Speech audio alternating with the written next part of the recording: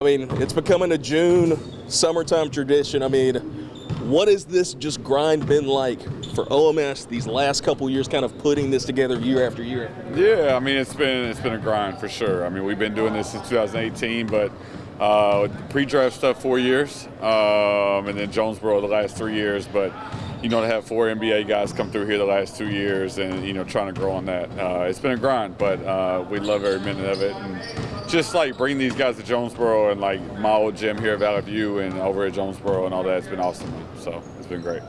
What's just been kind of the most input you've just already heard from NBA teams, just from your guys through this whole draft process so far?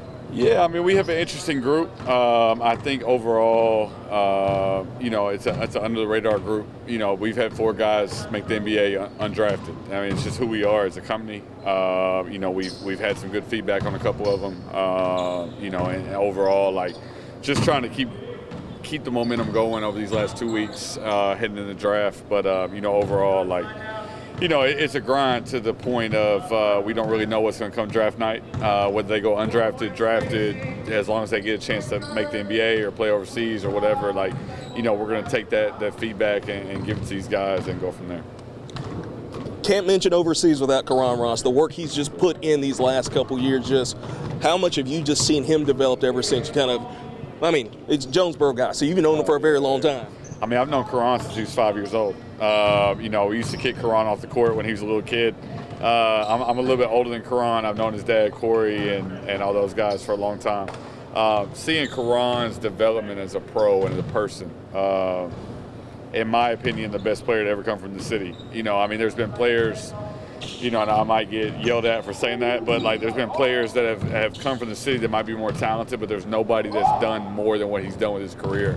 And I say that biasly as his agent, but he's 7 years into his career, going on 8. He's been able to string together a career that's let him see the world. From right here in Jonesboro, Arkansas, to be able to play in all the countries he's been able to play in, and it's been a blessing. I've had him all. I started with him his second year as a pro when we first got started, and just being able to see him develop, and for a guy that hadn't really been outside the country much, and now like getting to see what he's been able to see has been amazing, man. So he's an ultimate pro for sure. Back to the crop of 2025 draft. Yeah. You've told me about Steve. So, just what have you just seen his upside ever since? And plenty of great stuff on tape at Temple, but then what have you kind of already heard from NBA teams? Yeah, we've been doing this for 4 years. This is our 4th draft cycle now, I guess. Steve Settle might be the most interesting guy we've had come through. The feedback is real. He's going to be in the ESPN Top 100 going in the draft. Got the call today. Multiple NBA teams he's worked out. He's going to work out with 10 to 12 teams by the time this is all said and done. 6'11", versatile wing, 3-and-D type of guy. Under the radar. He fits us, which is very pivotal. That was in the recruiting process. We've been watching him for 3-4 years now. But unbelievable person. Really gets it.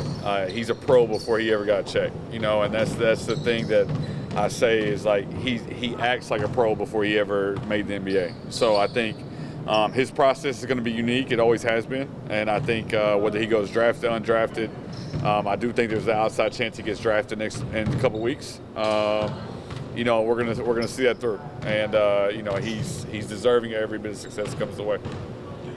Anything else you want to mention that I forgot to add or ask? Man, we just appreciate the city of Jonesboro. Just putting up with us for the last 3-4 years. You guys coming out and interviewing us. People around town showing these guys love, and it's a very unique ordeal. We're the only NBA licensed agency in the state, right here in Jonesboro. So if you see these guys around, say hello. If you see a random 6'10", 6'11" guy walking around, they're probably with us or A-State, so one of the two. So, we're thankful. We're thankful very much.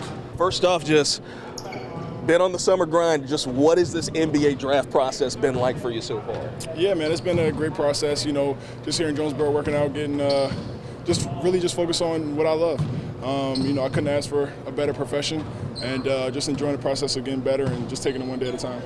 How many teams have you had a chance to kind of interact and talk to so far? I think I'm going on my 7th coming up here. So six workouts have been, really good for me. I've learned a lot, and I'm just trying to, like I said, take it one day at a time and keep getting better.